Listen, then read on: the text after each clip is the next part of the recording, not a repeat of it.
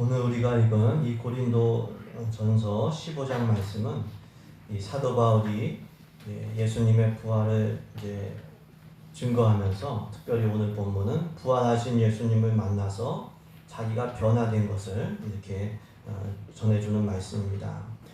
바울은 처음에 교회를 박해하던 그런 유대교 지도자였습니다. 이 스데반을 죽이는 일에도 앞장을 섰던 그런 유대교 지도자였는데요. 그 일로 인해서 자기는 사도들 중에서 가장 작은 자다. 심지어 사도라고 칭함을 받을 수가 없다. 그런 감당을 못할 자다. 이렇게 얘기합니다. 근데 부활하신 예수님 만나는 은혜로 인해서 이렇게 지금은 예수님을 전하는 전도자와 사도가 되었다. 이렇게 고백하고 있습니다. 우리 9절과 10절 말씀을 한번 더 읽겠습니다. 9절과 10절 말씀을 뜻을 생각하면서 읽습니다. 나는 사도 중에 가장 작은 자라. 나는 하나님의 교회를 박해하였으므로 사도라 칭함받기를 감당하지 못할 자니라. 그러나 내가 나된 것은 하나님의 은혜로 된 것이니 내가 헛되지 아니하여 내가 모든 사도보다 더 많이 수고하였으나 내가 한 것이 아니요 오직 나와 함께 하신 하나님의 은혜로라. 바울은 자기가 십자가와 부활의 이 복음을 전하는 것이, 이 사도가 된 것이 하나님의 은혜다. 이렇게 고백을 하고 있습니다. 그 하나님의 은혜는 어디서 시작되냐면은 부활하신 예수님을 만나는 것에서 시작이 되었죠. 사도행전 9장을 보시면은 바울이 예수님을 믿는 사람들을 박해하기 위해서 다메섹이라고 하는 그러한 곳으로 이동 중에 있었습니다. 근데 갑자기 하늘에서 빛이 비추어지면서 이 빛 가운데서 부활하신 예수님을 만나게 된 거예요. 그 만남 이후로 자기가 하나님을 지금 섬기는 게 아니라 대적하고 있다고 하는 것을 깨닫게 된 겁니다. 그리고 회개하고 박해자에서 전도자로, 사도로 바뀌게 된 거죠. 그런 변화는 부활하셔서 살아계신 예수님을 만남으로 시작이 된 겁니다. 이를 통해서 알 수 있는 것은요, 부활하셔서 살아계신 예수님을 만날 때 삶의 변화가 있다고 하는 겁니다. 부활하신 예수님을 계속 만나면 성화가 되는 거죠. 거룩한 변화가 있게 되는 거죠. 우리 빌레몬서에 나오는 오네시모도 마찬가지였죠. 오네시모가 빌레몬의 종이었습니다. 주인을 배신하고 도망간 종, 무익한 종이었습니다. 근데 감옥에서 바울의 전도를 통해서 예수님을 만나게 된 거예요. 부활하신 예수님을 만난 이후에 이 오네시모도 회심하고 변화가 되었습니다. 새 사람이 된 것이죠. 전에는 무익하던 사람, 다른 사람에게 해를 끼치는 사람에서 이제는 유익한 사람으로 바뀌게 되었습니다. 부활하셔서 살아계신 예수님을 만날 때 새로운 피조물로 변화가 되는 것입니다. 만남의 은혜 가운데 성화의 축복이 있는 줄로 믿습니다. 그렇기 때문에 예수님 만나는 은혜를 계속해서 구하고 누려야 됩니다. 주님이 이 예배 가운데 임하셔서 제가 부활하시고 살아계신 예수님 만나게 해주세요. 우리가 기도해야 될 줄로 믿습니다. 그 만남의 은혜를 누리시길 주님의 이름으로 축복합니다. 예수님과의 이 만남은 은혜입니다. 사람 사이에서도요, 조금 인기가 많고 높아지면은 그 사람 만나는 거 쉽지 않습니다. 만나줘야 만날 수 있죠. 근데 예수님은 만왕의 왕이시고 창조주시지만 오히려 우리를 만나주시려고 이 땅에 오셨어요. 지금도 성령으로 우리 마음 문을 두드리고 계셔요. 우리는 예수님께 주의 집중 못하고 딴 데 자꾸 신경 쓰고 사소한 일에 우리가 진짜 목숨 걸고 신경 쓰지만 예수님은 지금도 성령으로 마음의 문을 두드리고 계시는 거예요. 마음 문을 열고 예수님을 열 때에, 영접할 때에 예수님과 만나서 교제할 수 있죠. 우리 요한계시록 3장 20절 말씀을 우리 같이 읽겠습니다. 요한계시록 3장 20절입니다. 볼지어다 내가 문 밖에 서서 두드리노니 누구든지 내 음성을 듣고 문을 열면 내가 그에게로 들어가 그와 더불어 먹고 그는 나와 더불어 먹으리라. 아멘. 주님의 음성이 들리시길 주님의 이름으로 축복합니다. 예배 가운데 성령께서 말씀하셔요. 그 음성을 듣고 내가 문을 열면 예수님께서 내 안에 오셔서 나와 동행해 주시는 거죠. 계속해서 예수님을 만나는 은혜를 누리시길 주의 이름으로 축복합니다. 또 예수님을 만나려면은 예수님을 사모하고 간절히 찾아야 돼요. 이 사람과의 관계도요. 내가 상대방을 좋아하고 호감을 가지고 있으면 그 사람과 좋은 관계가 될 확률이 막 높아져요. 왜냐하면 이 마음은 다 통하기 때문에 그렇습니다. 그래서 우리가 마음가짐을 항상 사람들을 대할 때 좋은 점을 보려고 하고 참 좋은 마음을 가져야 돼요. 감사하고 사랑하고 축복하는 마음을 우리가 가져야 됩니다. 근데 그 원리는 이 예수님과의 만남과 관계에서도 마찬가지예요. 예수님을 사랑하고 예수님을 간절히 찾으면 주님께서 만난다 이렇게 말씀해 주셨어요. 우리 잠언서 말씀, 잠언 8장 17절 말씀을 우리 같이 읽겠습니다. 나를 사랑하는 자들이 나의 사랑을 입으며 나를 간절히 찾는 자가 나를 만날 것입니다. 아멘. 예수님을 사모하고 간절히 찾음으로 예수님을 만나시길 주의 이름으로 축복합니다. 또 예수님을 만나려면요, 예수님을 만나는 은혜의 수단들을 잘 선용해야 돼요. 하나님께서 예수님을 만나는 방법으로 뭘 주셨냐면요, 성경을 주시고 기도를 주시고 예배를 주셨어요. 그러니까 이 여러 가지 것들을 잘 종합적으로 선용을 해야 돼요. 성경 말씀이 결국 누구를 증언하냐면 예수님을 증언하는 거예요.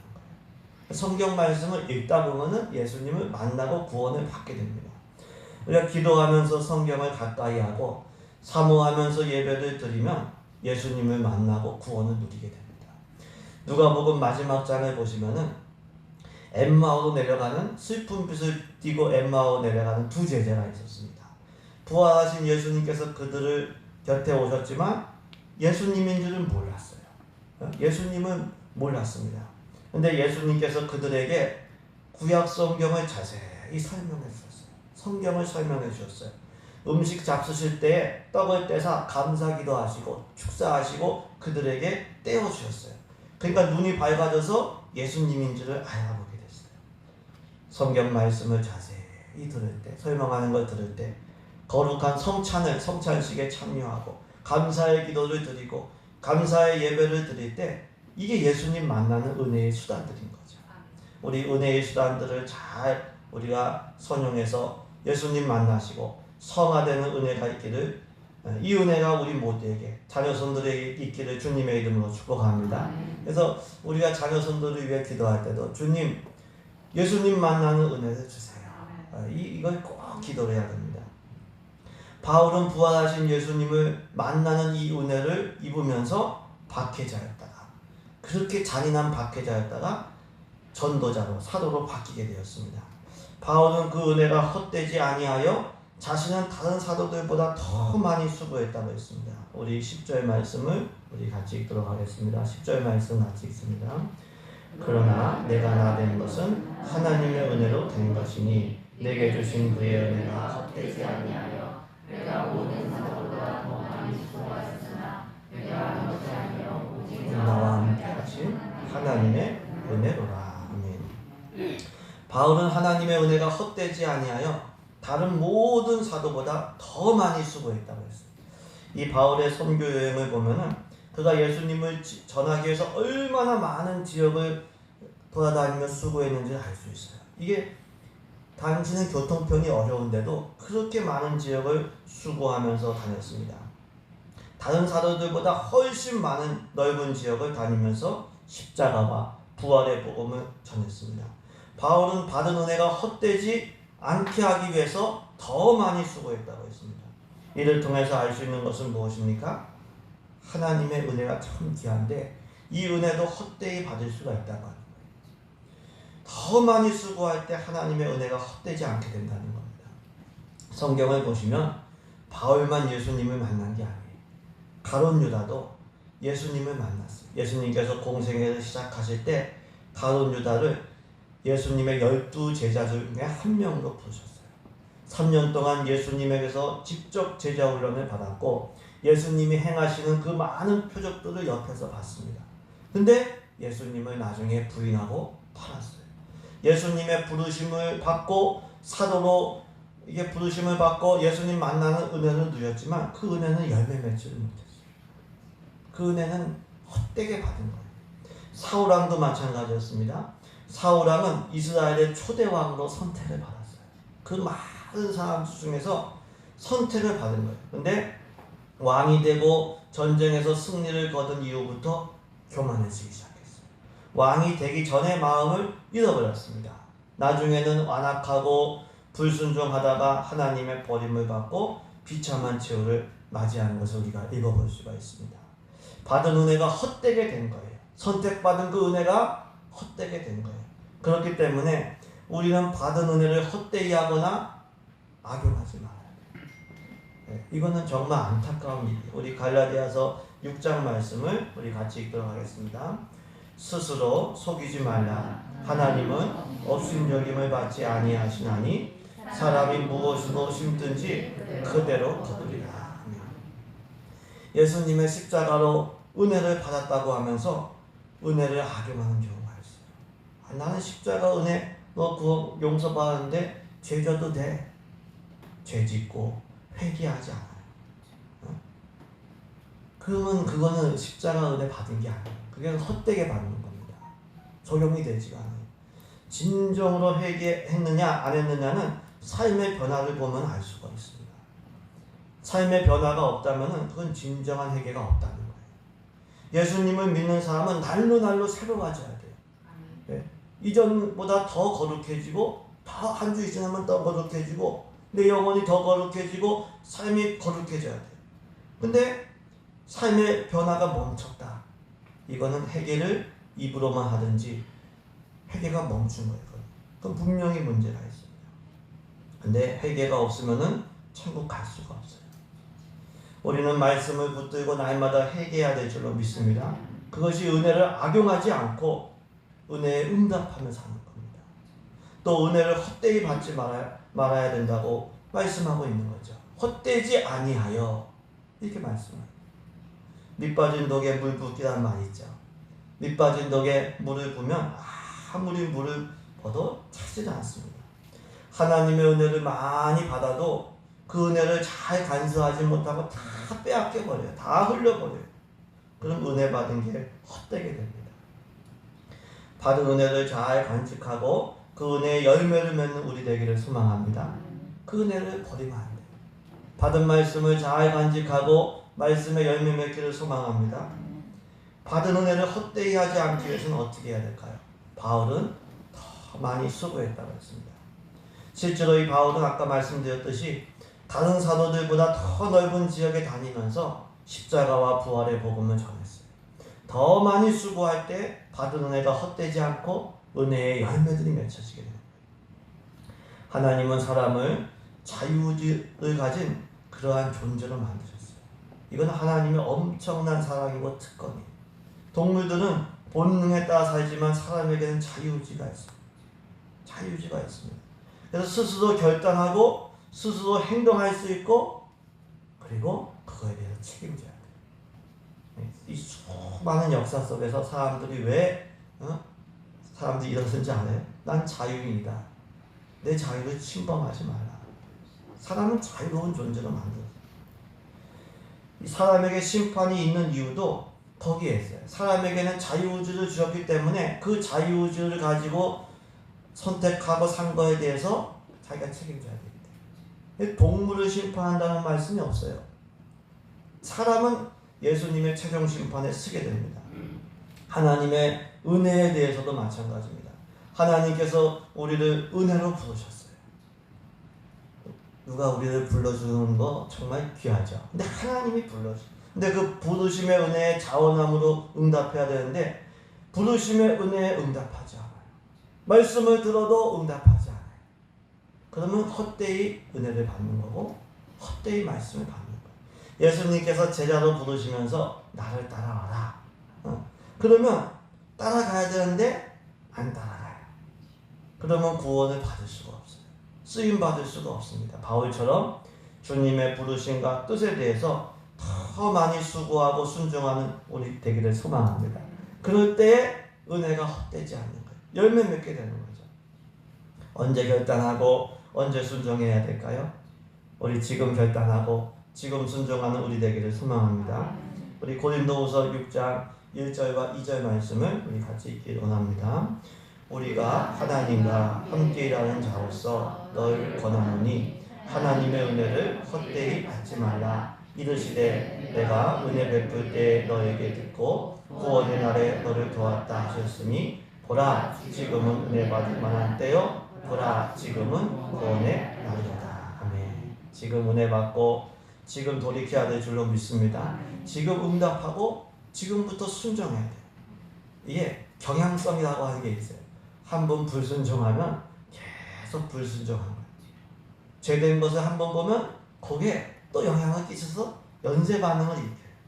근데 지금 순종하고 지금 결단하면은 그러면은 이게 선순환이 일어납니다. 우리가 알고만 있지 말고 지금 순종하고 지금 행하는 믿음 되어서 받은 은혜의 열매를 맺기를 소망합니다.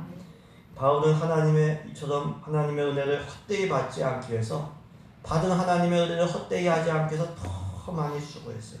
근데 이 더 많이 수고한 것도 자기가 한 게 아니라 하나님께서 하신 것이다. 하나님의 은혜로다. 이렇게 감사 찬양하는 겸손한 믿음으로 영광 돌렸습니다. 우리 10절 말씀 한번 더 읽겠습니다. 10절 말씀을 같이 읽겠습니다. 그러나 내가 받은 것은 하나님의 은혜로 된 것이니 내게 주신 그의 은혜가 끝이지 아니하여 내가 모든 사람보다 더 많이 수고하였으나 내가 그것이 아니요 오직 나와 하나님의 은혜로라. 하나님의 은혜를 헛되이 하지 않기 위해서 더 많이 애쓰고 수고했어요. 근데 그것도 자기가 한 게 아니라 자기와 함께 하신 오직 하나님의 은혜로다. 이렇게 고백하는 거예요. 하나님의 은혜를 받고 그 은혜에 감격했기 때문에 더 많이 수고했다는 거예요. 이를 통해 알 수 있는 것은 무엇입니까? 스스로의 힘으로 신앙생활 하는 것보다 하나님의 은혜로 할 때 더 많이 수고하신다는 거예요. 스스로의 결단과 의지가 아니라 하나님의 은혜에 사로잡힐 때에 더 능력 있게 쓰임받게 된다는 거예요. 우리의 삶의 방식을 우리가 점검하고 바뀌어야 됩니다. 내 힘으로 살던 방식에서 하나님의 은혜로 사는 방식으로 바꿔야 돼요. 내 결단으로 살던 방식에서 하나님의 은혜에 사로잡히고 그 은혜에 감격하는 방식으로 바꿔야 돼요. 혼자 살던 방식에서 기도하는 방식으로 삶의 방식을 바꿔야 돼요. 그것이 새 사람으로 사는 거예요. 고린도후서 5장 17절에 누구든지 그리스도 안에 있으면 새로운 피조물이다. 이렇게 말씀하셨는데 예수님을 믿은 이후에는 그렇기 때문에 옛사람을 벗어버리고 새로운 피조물로서 새 사람으로 살아야 되죠. 유혹과 욕심을 따라갔던 옛사람 벗어버리고 그리고 내 마음을 자꾸 새롭게 해서 내 심령을 자꾸 새롭게 해서 새 사람으로 살아가야 된다고 말씀하고 있습니다. 에베소서 4장 말씀을 우리 같이 읽겠습니다. 에베소서 4장입니다. 너희는 유혹의 욕심을 따라 썩어져가는 구습을 따르는 옛사람을 벗어버리고 오직 너희의 심령이 새롭게 되어 하나님을 따라 의와 진리의 거룩함으로 지으심을 받은 새 사람을 입으라. 아멘. 새 사람으로 살려면 하나님의 은혜로 살려면 죄성을 부인해야 돼요. 십자가에 못 박아야 돼요. 그럴 때 그때부터 예수님께서 주도권을 가지고 우리를 이끌어 가십니다. 갈라디아서 2장 20절에 내가 그리스도와 함께 십자가에 못 박혔나니 그런즉 이제는 내가 사는 것이 아니요 오직 내 안에 그리스도께서 사신 것이다.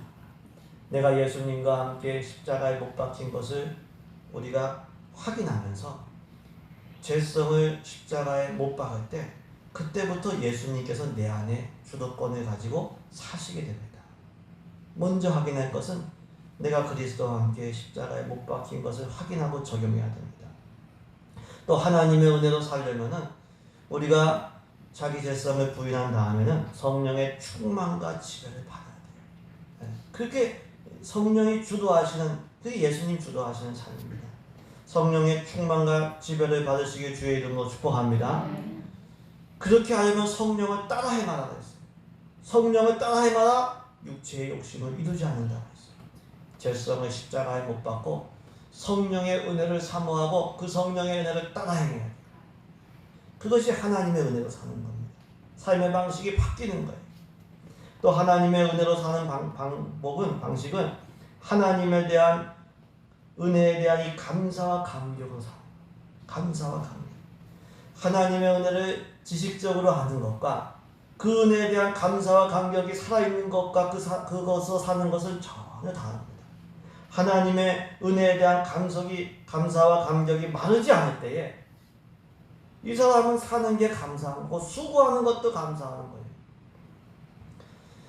그래서 신앙생활에서 감사와 감격을 잃어버리지 않는 것, 이게 참 중요합니다. 다윗도 얘기하면서 구원의 즐거움 회복시켜 주시고 자원하는 심령을 저에게 회복시켜 주시고 이게 기도입니다. 구원에 대한 감사와 감격이 있어야 신앙생활을 기쁨으로 할 수가 있습니다.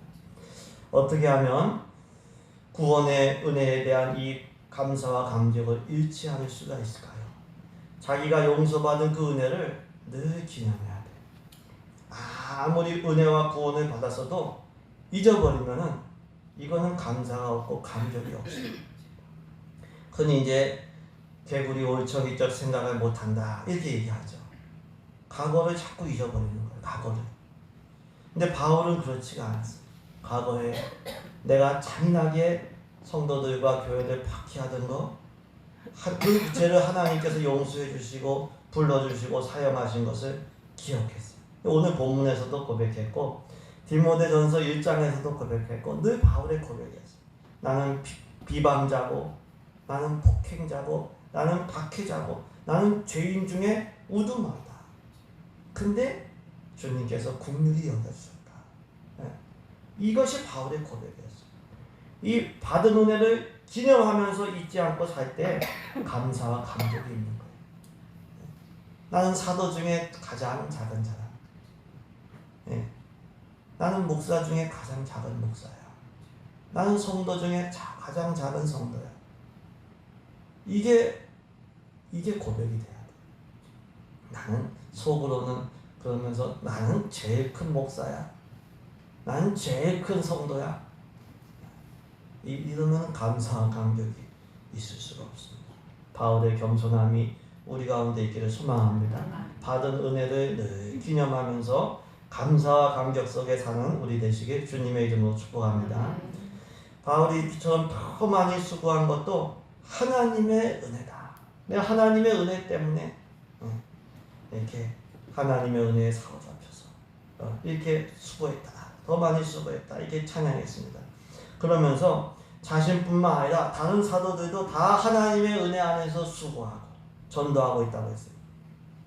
또한 그렇게 전도를 했기 때문에 고린도 교회 성도들도 믿고 구원에 이르게 되었다. 이렇게 말씀하고 있습니다. 우리 11절 말씀을 같이 읽겠습니다. 11절 말씀을 같이 읽습니다. 그러므로 나나 그들이나 이같이 전파하매 너희도 이같이 믿었느니라. 아멘.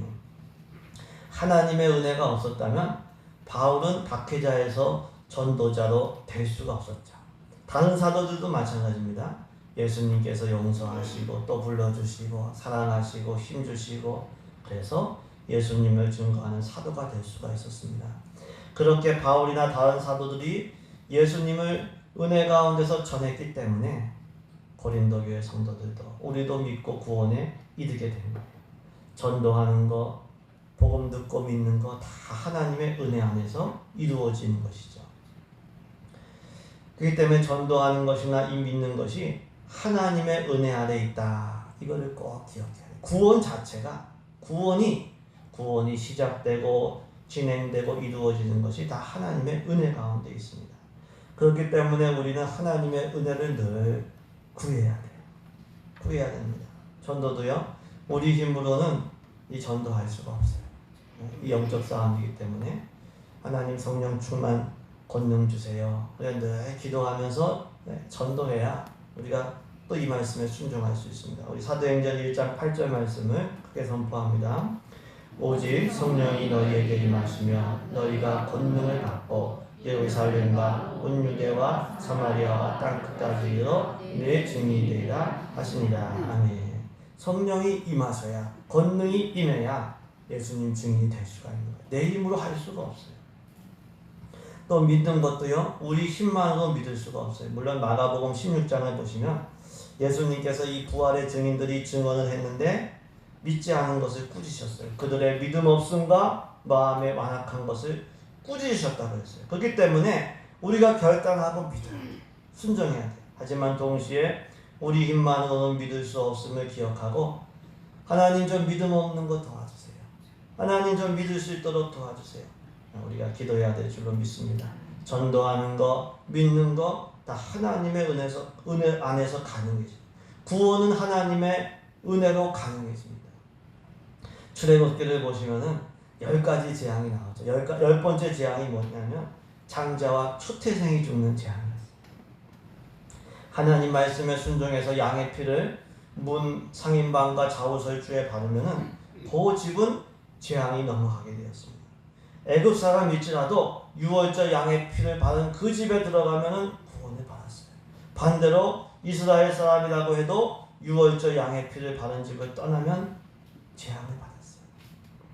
예수님 안에 있을 때에만 구원을 받습니다. 여러 가지 부족하고 여러 가지 실수가 많고 또 인간성이 별로일 수도 있고 그래도요, 예수님 안에 있으면 그 은혜로 구원을 받는 거예요. 반대로 내가 지식이 많고 가진 것 많고 인간성도 인격도 훌륭하다고 해도 예수님을 떠나면 구원받을 수가 없어요. 홍수심판에서 방주 안에 있을 때 홍수심판에 있을 때만 구원을 받은 것처럼 예수님 안에 있을 때만 구원을 받아요. 구원은 오직 하나님의 은혜로만 가능한 거예요. 그 은혜의 시작이 만남입니다. 만남. 우리 역시 은혜를 받아서, 은혜의 부르심을 받아서 여기 나와서 예배를 드리고 있습니다. 그렇기 때문에 우리는 이 은혜를 귀히 여기고 헛되이 받거나 악용해서는 안 돼요. 그건 스스로 속이는 거예요. 예배 드릴 수 있는 은혜, 내가 부름받았다는 은혜, 이거 귀히 여겨야 돼요. 그 헛되이 하지 말고 오히려 바울처럼 더 많이 수고하고 더 순종함으로 은혜의 열매들을 맺어야 돼요. 그것도 내 힘으로 되는 거 아니에요. 하나님의 은혜에 사로잡힐 때, 주님의 은혜에 감격하며 그 감격을 잃어버리지 않고 살아갈 때 그것이 가능합니다. 이번 주도요, 내 힘으로 살지 말고 하나님의 은혜에 사로잡혀서 구원을 이뤄가시길 주님의 이름으로 축복합니다.